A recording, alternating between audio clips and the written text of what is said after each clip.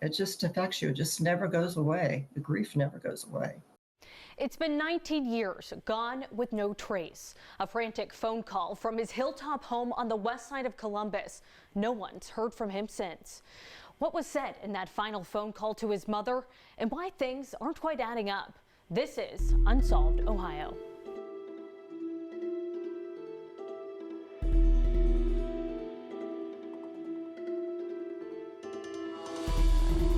Thank you for joining us for Unsolved Ohio. I'm Andrea Robinson. He was 32 years old the last time anyone has seen or heard from him. That was on December 8th, 2006. Nearly 2 decades later, Andy Chapman is still missing. He made an urgent phone call to his mother that day, saying he had to see her and that he had something to give her. Mom had been struck by the flu and opted to stay home, not making that more than hour drive to see her son. A few days later, feeling better, she stopped by Andy's hilltop home on Whitethorn Avenue, only to be told by a neighbor Andy and his 2 roommates moved out. At first, no word from Andy had his family thinking he was caught up in his struggle with drug addiction. But 4 months go by, still no word, and a missing person report is filed. To his family, things aren't adding up, but they believe foul play is involved. Here's Ava Boldazar with the unsolved case of Andy Chapman. Months before his disappearance, Andy had requested to withdraw nearly $40,000 from a retirement fund. The money came in at the end of November, right before he disappeared. His sister says he used some of that money to buy a $14,000 car, but wherever Andy went, that car did not go with him. Andy's family says months after his disappearance, one of his roommate's family members transferred the car title to their own name. To this day, there's no trace of the rest of that retirement money or Andy. I sat down with his family, Amy Chapman, his sister, and Judy Rafferty, his mom, who were still trying to unravel what happened. Hello and welcome, Amy and Judy. Thank you both for being here today. For my first question, I want to start from the beginning, and I was hoping you both could tell me a little bit about Andy. Okay, I'll do that first. Family was definitely family oriented. He cared a lot about the family get togethers, being there. And he also was very talented in drawing, and he loved to draw pictures of Batman back in the day for his younger brothers and sisters. And he would take them to the basketball games, or I'm sorry, football games. And he also enjoyed skiing, and he liked to cook. I'll kind of chime in there as well. He loved concerts. He loved going to acoustic hookah shows, loved camping, and I'll kind of piggyback on mom with the family. He loved being with the family. One of Andy's favorite sayings that we still use to this day was, "It's not about having a good time, it's about being with your family." And so we jokingly say that at every family get together. 20 years down the road, we still joke around that. So he loved being around people. He was definitely a people person, was just family oriented, and just loved being with people. He also was very funny. He loved to make us laugh. And back when Pee Wee Herman was on TV, he would impersonate him, and we would just be cracking up. Yes. Very hard worker as well. Worked for the city of Columbus for I think a little over 10 years before he went missing, and then never shied away from work. Always had a part-time job if needed, working at pizza shops or things like that. So just family oriented and a very hard worker. And Judy, you were the last known person to talk to Andy on December 8th, 2006. So can you walk me through that phone call and what took place afterwards? Okay, so when Andy called me that day at home, he his voice was really sounded urgent. It had an urgent matter to talk to me about, and he said, "Mom, I need you to come down here because I have something to give to you." I said, "Andy, I'm homesick and I can't make the drive to Columbus. It was an hour and 20 minutes away from where I live." And he would just keep repeating, "I need to see you. I need to give you something." And every time I would ask him, "What is it that you have to give me?" he would never answer me. And when you went to his home and you discovered that he had supposedly moved out, were you surprised by that? Absolutely. It was a couple of days later that I went to the apartment where he lived with two other roommates. And as I was walking up to the apartment, the next door neighbor came out and he said, "Who are you looking for?" And after I told him, he said, "Well, all three of them moved out." And that's when I looked back at the day that I wasn't able to see Andy. And I wondered if it would have been a different outcome. I wondered if he would still be alive and not missing. You can hear that emotion start to break from Judy and just how hard these past 2 decades have been for her. Coming up after the break, how Andy's family discovered his retirement money was missing and why they say some things are off about his disappearance. Welcome back to Unsolved Ohio, diving into the missing case of Andy Chapman. Andy struggled with drug addiction prior to his disappearance. Initially, his family believed that addiction was the reason why they hadn't heard from him. But after 4 months, suspicion that there was more to the story started to grow. You're about to hear Ava ask Judy and Amy about the investigation, including missing money and possible foul play. And at the time he went missing, he was struggling with a drug addiction that stemmed from a car accident. So after you reported him missing in April 2007, what did that investigation look like, and did you feel like his disappearance was taken seriously? Well, we waited and waited to hear something back after we reported him missing. And then came to find out that the first person that had the case, he retired and closed the case. And then it was given to another person who opened up and closed it again. But we were never notified that this happened. And so it was maybe 4 to 5 years later before someone from law enforcement came to take the DNA from his dad and I. And we look back and really in 2006, when Andy went missing, there was no process or protocol in place for people that were missing. And so we just got tired of waiting, and we thought we have to do something. We have to advocate for Andy. So we made up some flyers, and I took him down to the neighborhood where he went missing and put him in the bus stops and gave him to the businesses. And there was no communication between law enforcement and us. So what we did, we would find out who had the case at the time, because I think we had 9 detectives over the whole 19 years that he went missing. So we would call and we would meet with them and we would discuss Andy's case and we would ask them what they're doing. We would give them suggestions, and that was a way to help us. And can we move back to the moments leading up to Andy's disappearance? So, in late November, he received a check from his retirement fund for about $39,000, and he used some of that money to buy a car. So, Amy, could you talk a little bit about what happened to that money in that car and why it's led you to believe that foul play may have been involved in his disappearance? Yes, we did not even know that he purchased a car with the funds. And we weren't aware that he had withdrawn his retirement money out for several years later. It was just through our own investigation, talking with Andy's ex wife. We did find some information that she had received a letter from OPERS that he had taken his retirement out, and which led us to do a little bit more investigation. It wasn't until years later that we found out that the car was still in Columbus. It just was not in Andy's name. It was in somebody else's name, still being driven around. And the rest of the money, there is no trace of that.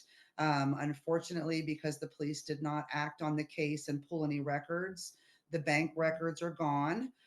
So we're not able to track any bank records from 2006 or 2007 to be able to track the movement of where that money went. It's not in unclaimed funds. So we have no movement or no information on where that money went. The only thing that we know that he purchased with that money was the vehicle. Okay, and so did you ever hear from his roommates about his disappearance at all? Did they ever say anything to you guys about it? Never. We didn't really know the roommates. Mom had met them maybe once or twice just from dropping Andy off at the house, but we had no idea who the roommates were. And again, we didn't know that they had that there was a car in Andy's name. until several years later. And that's when we found out that the car was in a family member of the roommate's name. The toll of having a loved one go missing and how Judy and Amy aren't giving up the fight to find Andy. Andy's family is continuing to plead for answers and helping find him. Even the smallest tip could help in this case. Andy was 32 years old when he went missing. He was last heard from on December 8th, 2006. He was 6 feet tall, weighing 175 pounds. He had brown hair, brown eyes, and wore glasses. If you have any information that could help lead investigators to Andy, there is a $5,000 reward. Those with information are asked to call Columbus Police or Central Ohio Crime Stoppers at 614-461-8477.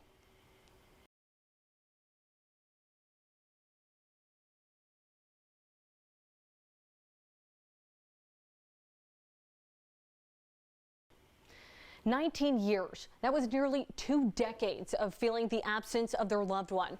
It's been a heavy weight for Amy and Judy to carry with them all this time, and even a strain on the whole family. How has his disappearance being unsolved for so long affected you guys and your family?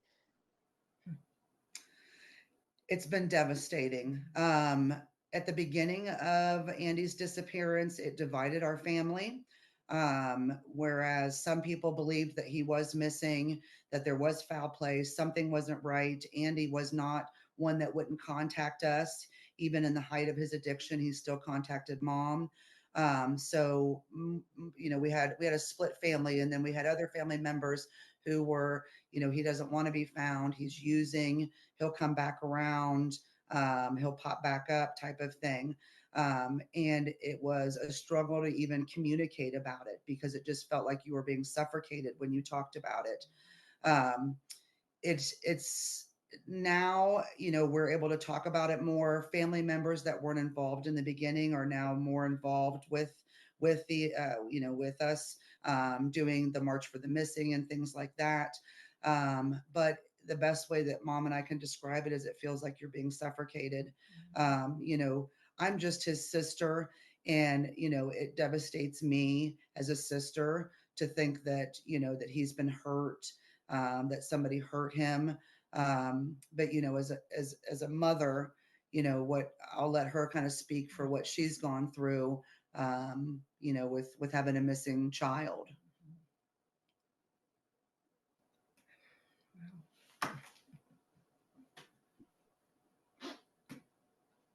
Again, like Amy said, it's like you can hardly breathe sometimes when you think about it. It gets all consuming. I mean, you try to move on, but maybe the smallest thing, just all of a sudden it'll just come up, and I'll just be crying for days. It just affects you. It just never goes away. The grief never goes away. And you briefly mentioned the March for the Missing. Can you tell me a little bit about that and some of the other efforts that your family has done over the years to try to bring Andy home? Sure. We've got the Facebook page, Help Find Andy Chapman. That's where we post information about Andy, all the podcasts that we've done, the news videos. So anybody can go on there anytime and find out information about Andy's case. His birthday was last month, so we did a post to celebrate his birthday. We got over 30,000 views on that post, which just kind of blew us away that many people were able to view it. We've done flyers. We've passed out flyers down at the hilltop. We've sent flyers down to the hilltop. And then we go to any missing events. So the Ohio BCI has Ohio Missing Persons Day every year, and they move it around the state. I believe next year in May, it's going to be in Bowling Green. So we attend that every year. Cleveland Missing also has an event, the Hope Ride. We go up and we attend that. And then we also we created our own March for the Missing. And we decided that we wanted to really raise awareness about Andy's case and other missing people as well. So we meet at the Hillcrest Baptist Church off West Broad, and we have fellowship. And then we march down Broad Street with our signs. our missing person signs. And so anybody's invited to that. It's not just for Andy, it's for all missing families. We light up Ariel Foundation Park, which is here in Mount Vernon. They have a tower. And so we light that up every year for his birthday on November 24th, in remembrance of him. So we just kind of do a little bit of everything. This year I was asked to be in Governor DeWine's Missing Persons Task Force. So I was able to be a part of that. We're working with Christine Cockley, to get a new bill passed. House Bill, I believe it's 217, the Andy Chapman Act, and that requires law enforcement to put missing people into NamUs, the National Unidentified and Missing Remains website. So we just do as much as we possibly can. He's missing and he deserves to be found. His life matters. Whether we find him alive, whether we find him deceased, he needs to be found. So we're never going to let his light dim. We're just going to keep getting his name out there. And is there anything either of you would like to say to anyone who may have any information that could be relevant to Andy's case? Well, we have a reward of $5,000 for any information. And that's what we're praying for, that someone will come forward that knows what happened to him and speak and call, so that we can get closure. That reward is $5,000, and it's through Central Ohio Crime Stoppers. So you can make an anonymous tip through their tip line, or you can go online and submit a tip anonymously. And that $5,000 reward is available for the location of Andy.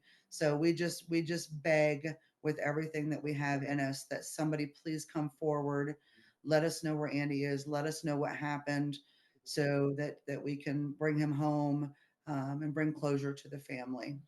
I was going to say, even when we get closure, we will still be doing missing persons events. Yeah, we've kind of bonded with quite a few of the families. It's one of the ladies that comes to some of the missing events. She says that the missing, it's a club that nobody wants to be a part of, and with like minds, the different families that are missing.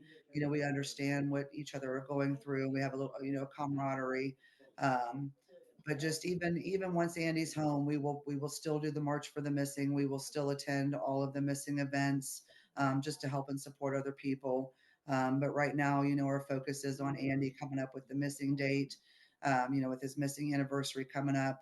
We're looking on 20 years next year, and we're hoping that's when we'll find out. I also did want to mention that we did have a billboard that was put up in the Hilltop. We had two through Seasons of Justice, which is not a local nonprofit. I believe they're in Tennessee. So we reached out to them and asked for a grant, and they were able to provide us with two billboards off of West Broad Street. Each of those garnering over 300,000 views a month. So just that, knowing that all of the people in the West Side area where Andy went missing drove by those billboards every day, we were just praying for a tip. So that's kind of where we're at right now. We're begging with everything that we have that somebody please come forward and help solve this for our family. Before we go, a final look at Andy Chapman and an update on his two roommates. Here's another look at Andy Chapman. At the time of his disappearance, he was 6 feet tall, weighing 175 pounds. He had brown hair and brown eyes and wore eyeglasses. As of today, he would be 51 years old. On your screen, you see that age progression photo of what Andy may look like now. That was done in 2024. Central Ohio Crime Stoppers are offering a $5,000 reward to anyone who provides information that leads to the location or the recovery of Andy Chapman. Now, Ava, there are so many unanswered questions in this case, and some things that may likely never even get answered. That's right, Andrea. Two key people who knew Andy up until his disappearance aren't around to help answer any questions. Both of his roommates have since died, according to Amy. I reached out to Columbus Police to see if they could share any new information on Andy's case, and they told me they have no updates to share at this time. And it's just brutal to go through this. So many unsolved cases here in Ohio, but, you know, shining a light on those cases gives families the opportunities to, you know, really keep fighting. And I think that was a big part of what Amy and Judy do and all the work that they're doing. And I don't know if you have anything that you took away from that conversation, but it just, you know, you could still hear the pain in their voices. Yeah, they have been doing this nonstop for 19 years. They are really big on trying to keep his name and his face out there. Yeah. And they really are just hoping that somebody will come forward with tips. Any small bit of information could help to help find Andy and bring him home. That's really true. The littlest thing could really help. Again, there's a $5,000 reward if you have information that can lead investigators to Andy. So if you have anything, don't hold back. And you can make those reports anonymously too. So yes. There's all the more reason to make a call. Little tip could help, really could. Thank you for joining us for Unsolved Ohio and listening to the missing case of Andy Chapman. You can find more of Ohio's unsolved cases on NBC4i.com.